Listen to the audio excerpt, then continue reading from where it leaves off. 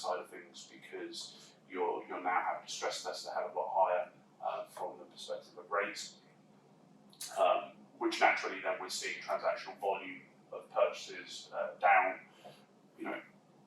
How are we feeling collectively about the buy-to-let marketplace and its impact on bridging, for instance, and are we seeing some of those buy-to-let investors going to bridging to tide them over, to give them that period of time? I think like all of you have alluded to, where do we see that impact playing out? I think one of the things that we're seeing a lot of at the moment, and I know Raph touched on it briefly with the light and heavy refurb stuff, is that I think a lot of portfolio landlords or seasoned property investors are diversifying effectively.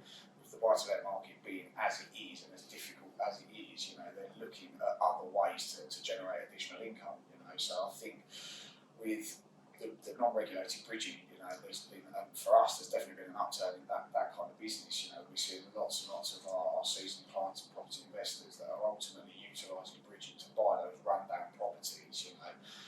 Obviously with the EPC ratings due to change in 2025, there's going to be a huge upturn in terms of those kinds of non-regulated refurbishment type facilities, because there's going to be a necessity for it first and foremost. But I do think genuinely that portfolio landlords are just changing the way they want to make money.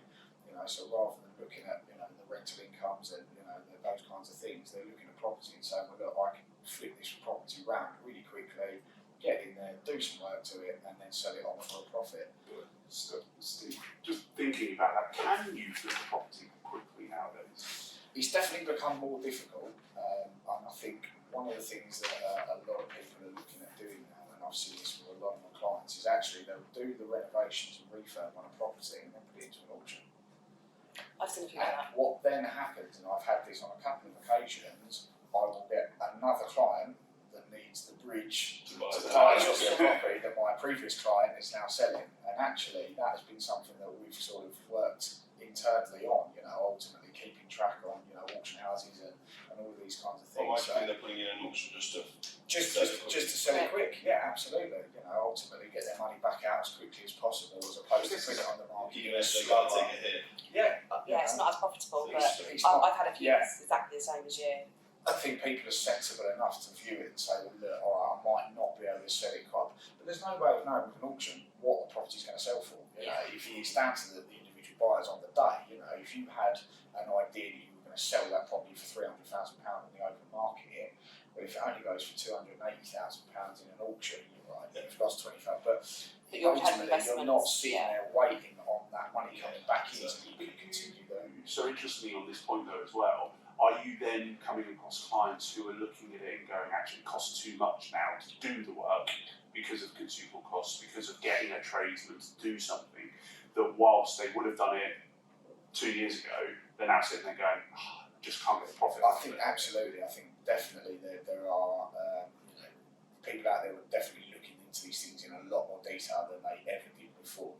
We started at the very beginning of a transaction, schedule works and associated timescales for it to actually assess the case as a whole before it even goes to a lender, to make certain that there's enough profit margin in the transaction. When you take into consideration all the associated costs and fees with the bridge, the interest roll up for the duration, and how long that sales period thereafter might be, is this scheme going to be a case that's going to make the client money? Ultimately, I think I was just going to say, I think as well, a lot of less experienced landlords at the moment are being deterred away from bridging because of the misconception on costs and fees.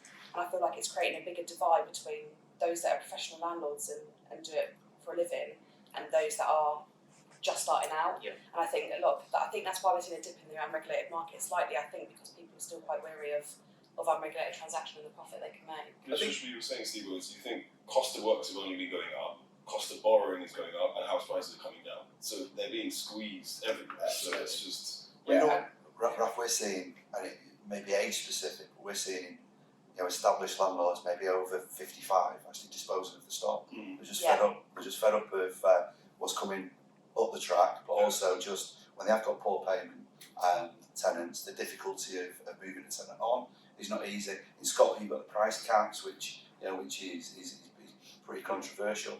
So we're seeing the the more mature landlord disposing of the stock. But what that is doing then is this underbelly of professionalised, hungry 25 to 45-year-olds who want some of that stock, but trying to manage and connect and have a realistic pricing agreed is where the challenge actually sits. But then you flip that with the savvy landlord. They've been sat on their hands, haven't they, for 12 months, 18 months, because they've just not seen that value in the residential stock. So they've been forced to switch into that commercial area just to get value, because they've still got the teams of people who can go in and do the heavy refurb and do the light refurb. And do you think we'll see more, as the year goes on and further, do you think we'll then start to see more landlords disposing? Interestingly, I was talking to somebody yesterday who said he's got a client who's got a freehold block of 50 flats that he's trying to dispose of.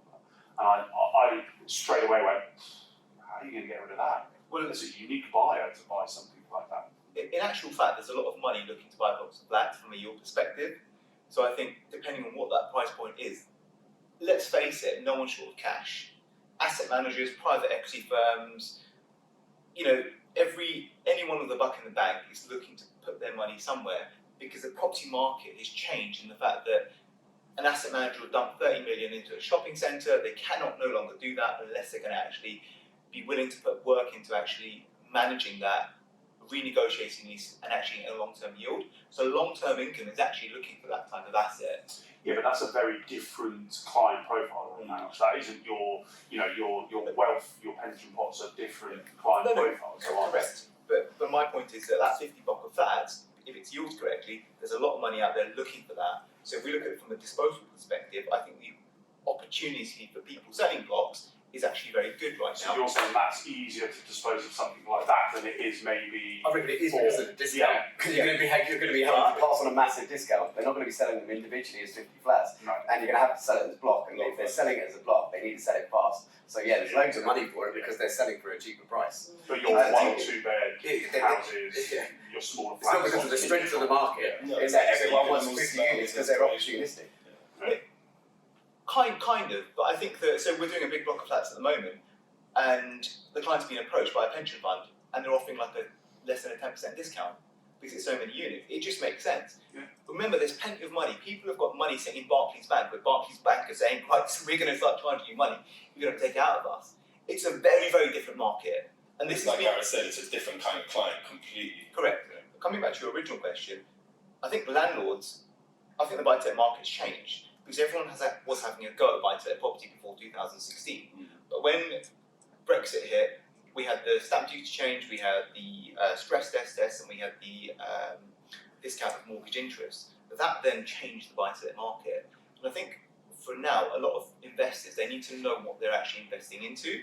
So for example, there was a popular boom of buying 40, 50 grand properties in a location that they're never going to visit. But that portfolio now coming to EPC is actually really worth them actually holding on to that, because you might have a 50 grand property making a great yield, but you might have to spend £15,000 actually on that property, getting to a point where it's actually compliant.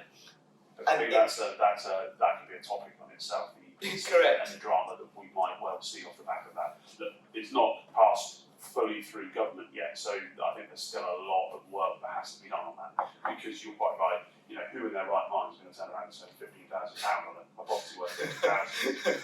You're one, you probably can't afford it, and two, is it even worth it? Because you're not inherently going to add £15,000 plus to your property value.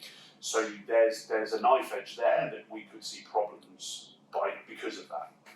And you'll have a massive shortage of buy-to-let stock at that point, rental properties, because all those people who have exited, there won't be any left, and then all those people selling it aren't getting it up to that EPC level that it needs, so it's not actually doing the job it intended. And actually, for all those investors who did stay in the deal, they're just waiting for it to come back up again when rents are just going to go through the roof because there is no stock. And it's really interesting, isn't it? Because they're trying to do it to protect the tenant, but actually, I think they're actually going to make the tenant more vulnerable. Yeah. Because That's you'll see We'll have the opposite illegal effect. rentals and all that kind of stuff that's going to